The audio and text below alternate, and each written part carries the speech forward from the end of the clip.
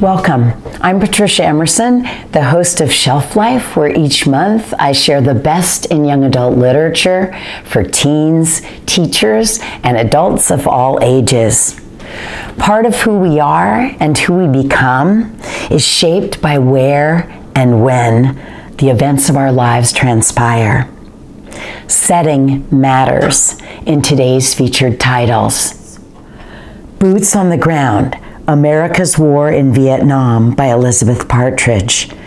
Ghosts of War, a memoir by Ryan Smithson. Crossing Ebenezer Creek by Tanya Bolden. Neil Gaiman's The Ocean at the End of the Lane. And finally, Martin by Brian Doyle. It's my cat Jack, he's a reader cat. And Libby, a jealous dog. Two of today's texts focus on Americans at war.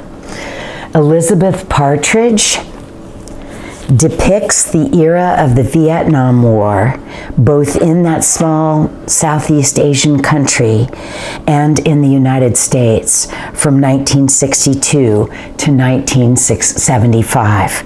Her photo history reveals the powerful voices of those involved: soldiers, Green Berets, infantry, nurses, and medics.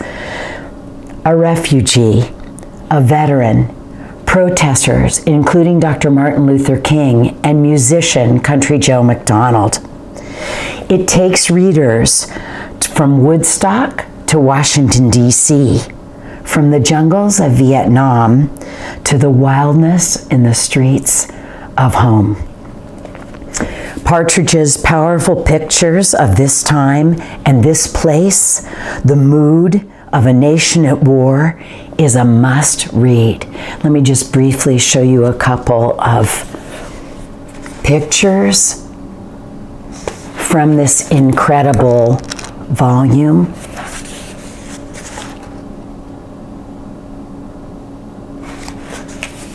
And this is Woodstock.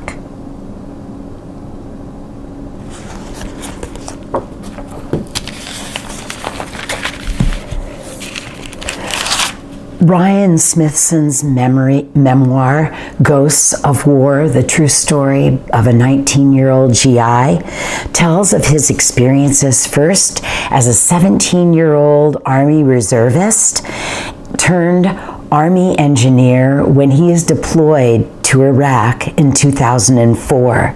He says, "I never thought of myself as living history before 9/11.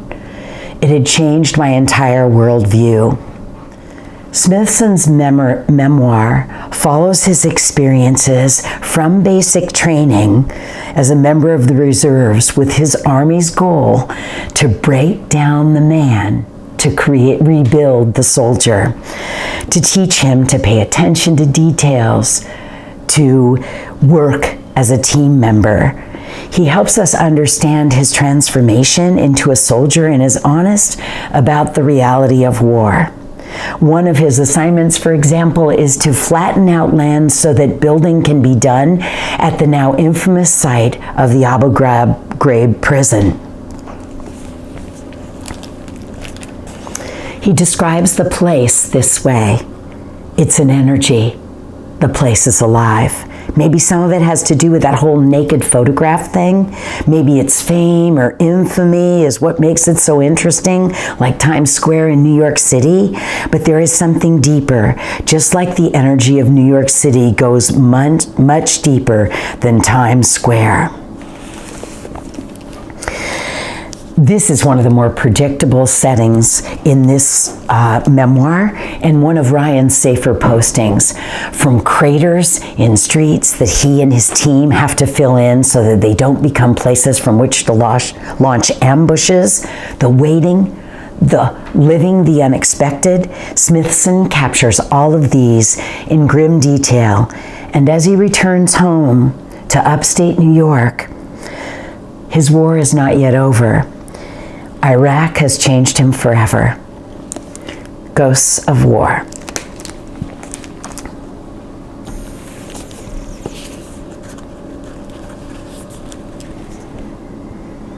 This wasn't an easy place to be. We have been marching among giants these days, giant bald cypresses. Some wade in the water, some stand on dry land, all with their roots jutting up. Otherworldly, same as the giant tupelos. You could sleep in 3 hollows of some of the trunks, and you could sleep 3 in the hollows of some of those trunks. And so much sound, flying squirrels, tree frogs, owls, nighthawks. Right now the wind is wailing and this night feels too alive. Cannons in the distance. Caleb scribbles one last thing. Camped at old Ebenezer. When Tanya Bolden was asked about how she wrote Crossing Ebenezer Creek, she said that she just let the place speak to her. In this story, main characters Mariah and Caleb are both seeking a new life as the Civil War draws to a close. Mariah has been freed from her life as a slave and joins the soldiers in Sherman's march through Georgia. This war has taken a toll on all, and every liberating soldier is not a fan or a champion for the newly liberated slaves. Bolden clearly paints a picture of the danger and uncertainty that face them at every turn along their journey. Caleb, a forager for whatever he can find to equip the ill-equipped troops, becomes a companion for Mariah, something she's always longed for, and both reveal their stories as African Americans at this time in our history. Just when it seems like a new life is within their grasp, is finally possible, tragedy strikes at Ebenezer Creek, a little-known place and a little-known event during one of this country's most difficult and defining times. Bolden's short, unforgettable novel will speak to you.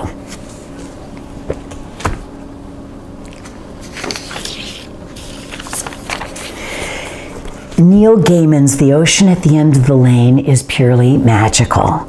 An unnamed man, the narrator, returns to Sussex, England for a funeral.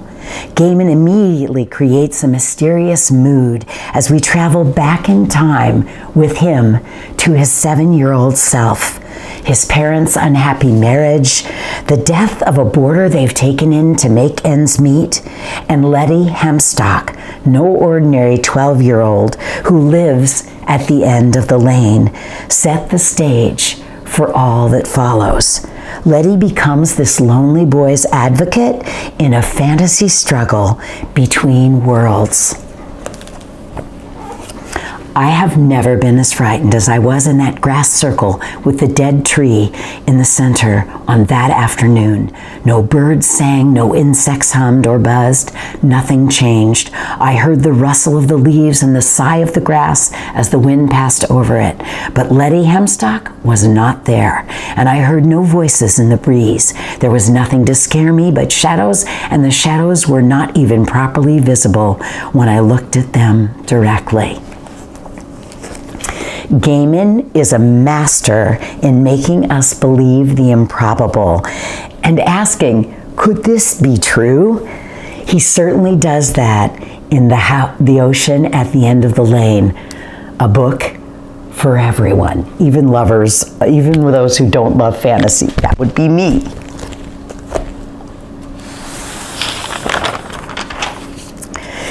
In the best of novels, where and when and mood fill the reader's mind.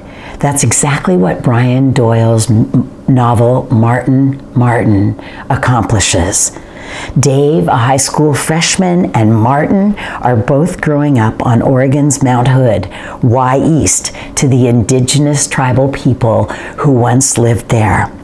And you know human high schoolers, so let me briefly introduce the animal companion Martin. Martin's 4 months old today, still growing, but already you can see the size and build of this mature creature he will be in a few months. He's almost 2 feet long already. His thick furry tail is about 6 inches long and a little darker in color than his body. On his chest there's a patch of lighter fur than his generally golden brown body, and it looks like he's wearing a permanent bib. Rather large triangularish ears, black nose and eyes, black bursts of whiskers, serious claws when he unsheathes them. Something sharp, small teeth, but sharper than any knife, alert and attentive at all times. Weight about 2 pounds now. In a few months he will grow to be close to 3 pounds. In essence, he is a furry muscle in the woods, quite comfortable on the ground and in the trees. Both these creatures are growing up. Danger and joy is what they're experiencing. They're learning from challenging experiences, whether they be human or otherwise. Their lives and the lives of their community intersect and create a relationship of respect for the place they call home. As they travel along, you will never look at your world quite the same, and theirs will forever live inside you. Martin by Brian Doyle.